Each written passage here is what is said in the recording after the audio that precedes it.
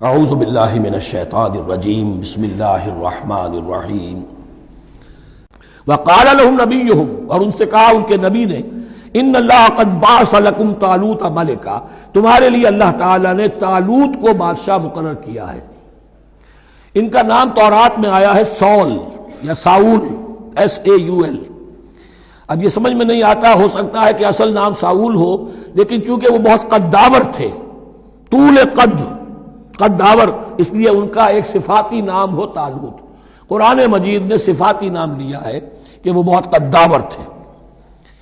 قالوا انا یکون له الملک علینا، اب انہوں نے کہا کیسے ہو سکتا ہے کہ اسے بادشاہت ملے ہمارے اوپر، ونحن احق بالملک منہ، ہمیں زیادہ حق حاصل ہے اس کے مقابلے میں کہ ہمیں بادشاہی دی جائے۔ ولم یؤت سعۃ من المال، وہ تو مفلس ہے، اسے تو اللہ نے کوئی زیادہ دولت دی نہیں ہے، کیونکہ ان کے معیار تو یہی تھے، جو دولت مند ہے وہی صاحب عزت ہے۔ قال ان اللہ اصطفاہ علیکم، اب نبی نے کہا اب جو چاہو کہو، اللہ نے اس کو چن لیا ہے تم پر، یہ فیصلہ اب ہو چکا، اللہ کا فیصلہ ہے، ڈیوائن ججمنٹ ہے، ڈیوائن ڈیسیجن ہے، کین ناٹ بی ریووکڈ۔ وزادہ بسطۃ فی العلم والجسم، اور اسے کشادگی عطا کی ہے علم اور جسم دونوں چیزوں میں، قداور ہے، طاقتور ہے، اور اسی طریقے سے علم اور فہم دیا ہے۔ تم دولت دیکھتے ہو، اللہ نے چنا ہے ان دو چیزوں کی بنا پر، جسمانی طاقت، جسمانی قوت، اس دور میں ظاہر بات ہے اس کی بہت ضرورت تھی، اور دوسرے یہ کہ اسے علم دیا ہے، فہم دیا ہے، سمجھ دی ہے، دانش دی ہے۔ واللہ یؤتی ملکہ من یشاء، اور اللہ تعالیٰ جس کو چاہتا ہے اپنی بادشاہت دے دیتا ہے۔ واللہ واسع علیم، اللہ بہت سمائی والا ہے، واسع، اس کی وسعت جو ہے وہ اتھا ہے، اور علیم، اور سب کچھ واسع علیم، جاننے والا ہے، یعنی وہ جس کو جو کچھ دیتا ہے بربنائے علم دیتا ہے، کون اس کا مستحق ہے۔ وقال لهم نبيهم ان آیۃ ملکہ ان یاتیکم التابوت فیہ سکینۃ من ربکم وبقیۃ مما ترک آل موسیٰ وآل ہارون تحملہ الملائکہ، اور ان سے کہا ان کے نبی نے کہ طالوت کی بادشاہت کی ایک نشانی یہ ہوگی کہ وہ صندوق جو تمہارے سے جاتا رہا چھن چکا ہے، جس میں سکینہ ہے، تمہارے لیے تسکین کا سامان ہے تمہارے رب کی طرف سے، اور بقیت مما ترک آل موسیٰ و آل ہارون، اور کچھ تبرکات ہیں جو آل موسیٰ اور آل ہارون کے اس صندوق میں رکھے ہوئے ہیں، تحملہ الملائکہ، وہ ملائکہ کی تحویل میں ہے۔ اب ان کی بادشاہی کی علامت کے طور پر وہ صندوق تمہارے پاس واپس آ جائے گا۔ اصل میں یہ تابوت سکینہ جو ہے، یہ ان کا ایک بڑا لکڑی کا صندوق ہے، اب بھی ہے، ان کا دعویٰ ہے کہ موجود ہے، اور مسجد اقصیٰ کے نیچے جو سرنگ ہے اس میں موجود ہے۔ بعض ذرائع سے فوٹو لے کر بھی انہوں نے ڈاکومنٹری فلم بھی ابھی دکھا دی ہے کہ موجود ہے۔ نبوکدنضر نے جب گرایا تھا 586 قبل مسیح میں، جو حضرت سلیمان کا بنایا ہوا ہیکل تھا، اس کے تہخانے میں وہ رہتا تھا، اور وہیں پر جو ربائی تھے وہاں موجود تھے، ربانیین، تو جب گرایا گیا ہے اس کو، ہیکل کو، تو اسی میں وہ دب گئے ہیں، لیکن وہ چاروں طرف سے جو بھی تہخانہ تھا بند ہو گیا ہوگا، اور وہاں پر ان کی لاشیں بھی ہیں اور تابوت سکینہ بھی ہے۔ لیکن ہوا یہ تھا کہ جب ان کے پڑوسی ملکوں نے انہیں شکستیں دی تو وہ تابوت سکینہ بھی چھین کر لے گئے۔ اب اس میں گویا کہ ان کے لیے بہت بڑی بات تھی کہ ان کے لیے کم سے کم ایک دل کی روحانی تسکین کا سامان تھا۔ ہمارے پاس حضرت موسیٰ کے تبرکات ہیں، عصائے موسیٰ اس میں ہے، رکھا ہوا ہے، اب بھی ہے۔ اسی طریقے سے اس میں وہ جو جن تختیوں پر تورات لکھی ہوئی دی گئی تھی حضرت موسیٰ کو، وہ موجود ہے، ان کے کہنے کے مطابق اب بھی ہے۔ تو اس طریقے سے ان کے لیے تسکین ہوتی تھی، جیسے کہ مسلمان کو خانہ کعبہ کو دیکھ کر تسکین ہوتی ہے، تو فرمایا اس میں تمہارے لیے سکینت بھی ہے، اور تمہارے آل موسیٰ اور آل ہارون کے تبرکات بھی ہیں۔ تحملہ الملائکہ، اس وقت وہ ملائکہ کی تحویل میں ہوا یہ کہ جہاں وہ تابوت لے گئے ان کے دشمن، وہاں پلیگ آ گئی۔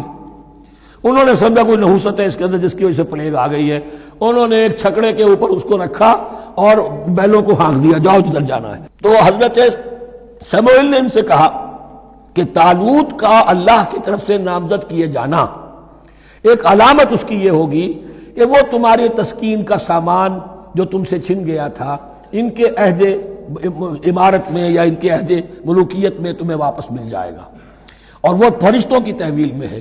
تو ایک روز وہ چھکڑا جو ہے وہ لیے ہوئے وہ تابوت ان کے ہاں پہنچ گیا۔ ان فی ذلک لآیۃ لکم ان کنتم مؤمنین، یقیناً اس میں تمہارے لیے نشانی ہے اگر تم ماننے والے ہو۔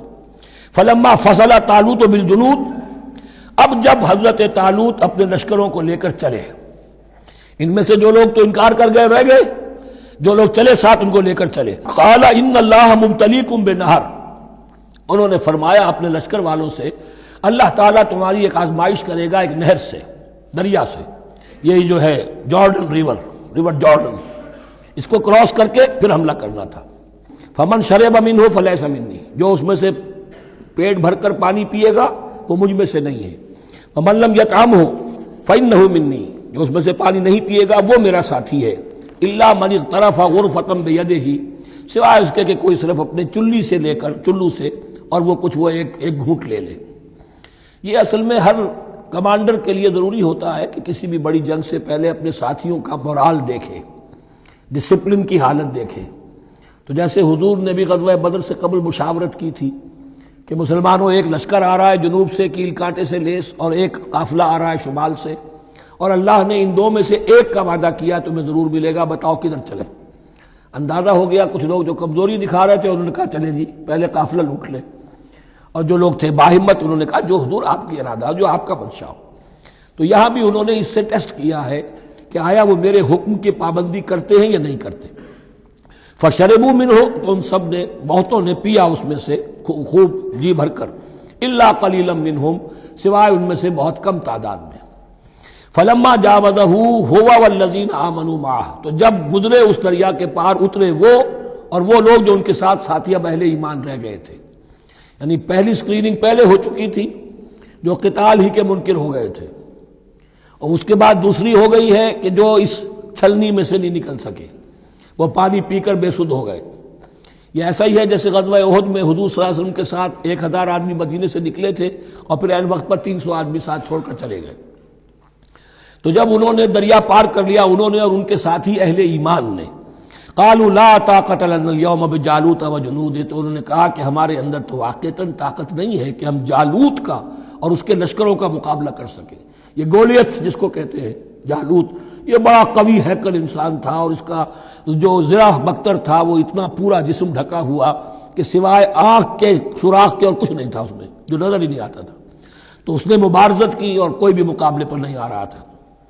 قال الذين يظنون انهم ملاقو الله كم من فئة قليلة غلبت فئة كثيرة باذن الله، تو کہا ان لوگوں نے جو یقین رکھتے تھے کہ اللہ سے ملاقات کرنی ہے کہ کئی مرتبہ ایسا ہوا ہے، کتنی مرتبہ ایسا ہوا ہے کہ چھوٹی جماعت غالب آ گئی ہے بڑی جماعت پر اللہ کے حکم سے.